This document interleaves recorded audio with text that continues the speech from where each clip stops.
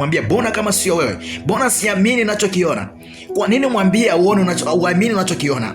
Haleluya. Kwa nini mwambie hivyo? Ni kwa sababu kuna nafasi ambapo ulimweka huyo mtu, au kuna revu ulimweka la busira la. Kuna nafasi ulimweka. Akisha toka we nafasi hiyo, unamwona huyo mtu kama sio yeye. Haleluya. Sio yeye.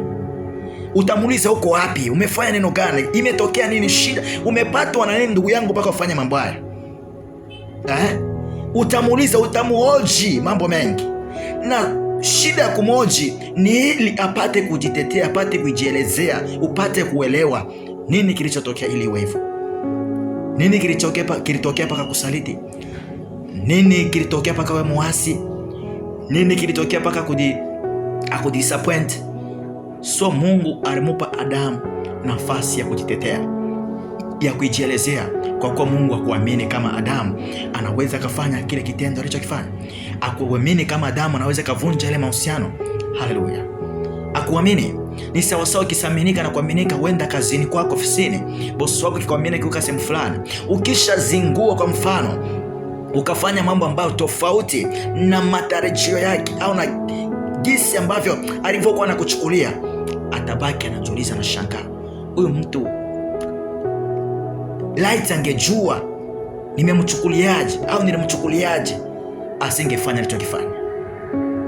So kuna nafasi ambapo katika tofauti na maisha ya kawaida, katika ulimwengu wa roho, mtu anapokusamini kuna nafasi anakuweka katika ulimwengu wa roho. Nafsi ndani yake jua kakupandisha kwenye level fulani na kuweka mahali pale, na kisha kuweka pale, apende utikisike, apende uanguke wala ushuke mahali pale, anataka uwepo pale pale. Inapotokea ukashuka ghafla, atabaki na maswali mengi kichwani, anajiuliza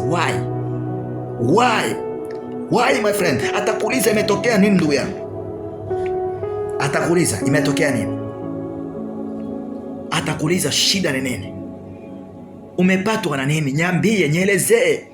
So Bwana alimupa Adamu nafasi yeye kujielezea. Vile vile Kaini, Mungu alimupa nafasi ya kujielezea, lakini angalia majibu ya Kaini aliyomjibu Mungu.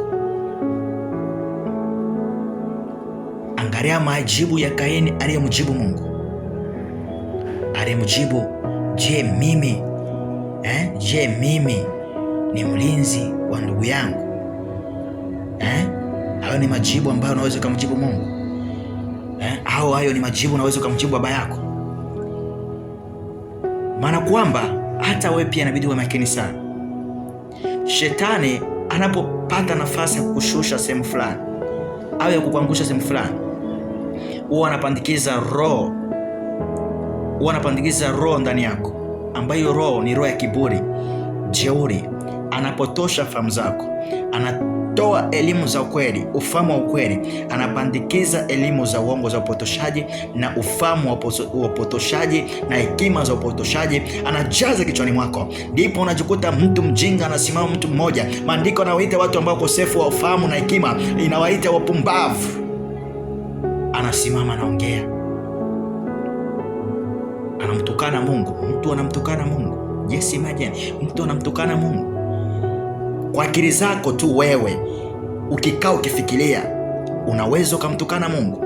Na ikishafika hatua mtu anamtukana Mungu, hivi kweli huyo mtu roho yake au akili zake ziko timamu kweli? Huyo mtu ana akili timamu, na sio yeye, bali ni shetani aliyekaa ndani yake. Ni shetani aliyevaa mwili ndani yake. So sio yeye, shetani anamtumia. Unaweza kujiuliza kwa nini shetani anamtumia? Naweza nikakwambia, au unaweza ukasema, mbona huyo mtu kuna wakati anaongeaga maneno ya hekima au ya kweli? Hapana. Hata shetani ufanya hivyo. Hata shetani nini? Ufanya hivyo. Hata shetani ufanya hivyo. Nikiendelea kusoma maandiko, Paulo na kina Petro walienda mji fulani. Walipofika kwenye ule mji, haleluya, natamani kusomea lakini muda. Walipoenda kwenye ule mji, maandiko yanasema alikuwepo mjakazi mmoja ambaye alikuwa na roho ya uaguzi.